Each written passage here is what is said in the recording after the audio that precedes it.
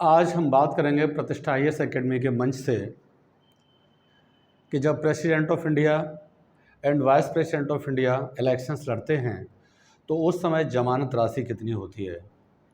Dear students, ये एक बहुत अच्छा सवाल है और कई बार ये UPSC ने और PSC ने इस एग्ज़ाम में क्वेश्चंस को पुटअप किया है। तो मैं ये चाहता हूँ कि ये सवाल प्रत्येक छात्र को आना चाहिए।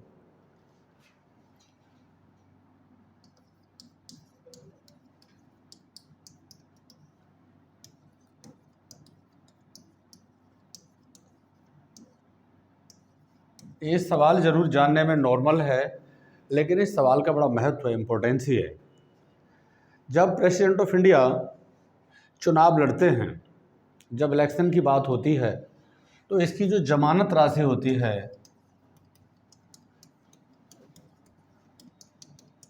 वो डियर स्टूडेंट्स 15,000 रुपये होती है और उपराष्ट्रपति की भी जमानत राशि 15,000 रुपये है।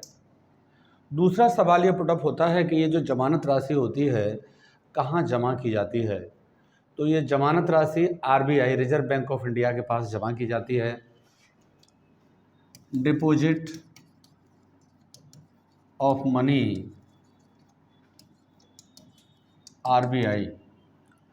DRC से क्वेश्चंस जब बढ़ता है राष्ट्रपति उपराष्ट्रपति से, तो दूसरा सवाल ये बनता है कि राष्ट्रपति जब इलेक्शंस लड़ता है तो ऐसी सिचुएशन में उसके जो अनुमोदक होते हैं और प्रस्तावक होते हैं उनकी संख्या कितनी कितनी होती है।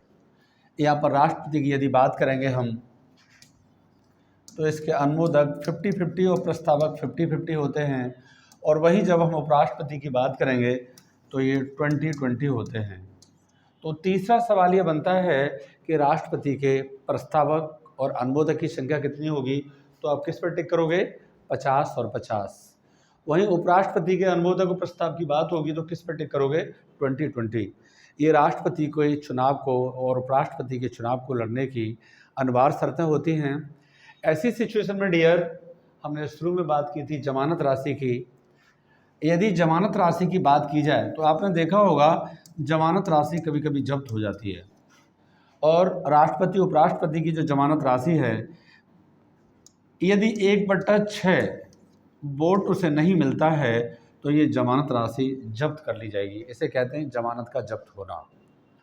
तो यहाँ पर आपने देखा राष्ट्रपति के बारे में और उपराष्ट्रपति के बारे में मैंने ये बताया कि जमानत राशि कितनी होती है और इसके चुनाव को लड़ने के लिए कितने यानी प्रस्तावक और अनुवादक होते हैं। डियर, वहीं बड़ा सवाल ये बनता है, एकाएक मान लीजिए राष्ट्रपति की मृत्यु हो जाए, पदच्युत हो जाए या पद त्याग कर दे, रिजाइन कर दे, या कोई और कॉजेज होता है, तो ऐसी कंडीशन में राष्ट्रपति के कार्यों का निर्वहन कौन करेगा। ये भी सवाल बड़ा इम्पोर्टेंट है जो कि एकाएक क्वेश्चंस पुटअप हो तो आप आसानी से इसका आंसर दे दें। तो प्यारे बच्चों, जब राष्ट्रपति और उपराष्ट्रपति की एकाएक मृत्यु हो जाए या वो रिजाइन कर दे, पदच्युत हो जाए, या फिर ऐसी कंडीशन में और कोई कॉजेज हो सकता है, तो ऐसी कंडीशन में राष्ट्रपति के कार्यों का निर्वहन वाइस प्रेसिडेंट ऑफ इंडिया करते हैं, उपराष्ट्रपति करते हैं। और ऐसा 6 महीने तक संभव है। कितने महीने तक? केवल 6 मंथ तक ऐसा संभव है, और 6 महीने के अंदर ये इलेक्शन होना बहुत ज़रूरी है।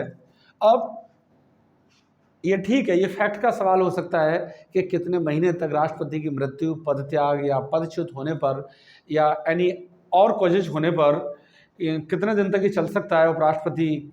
तो ये 6 महीने तक है। लेकिन इसके साथ साथ बात ये होती है, क्या जब उपराष्ट्रपति राष्ट्रपति के कार्यों का निर्वहन करते हैं तो ऐसी सिचुएशन में सारी पावर उपराष्ट्रपति में निहित हो जाती हैं? हाँ, सारी पावर, वेतन भत्ते, अनाउंसेस, सारी पावर ये सब ऑटोमेटिक राष्ट्रपति के पास चली जाती हैं, और सारी पावर उपराष्ट्रपति में राष्ट्रपति की ऑटोमेटिक निहित हो जाती हैं। तो थैंक्स, आज के लिए मैंने ये सवाल बताया आपको। Thank you.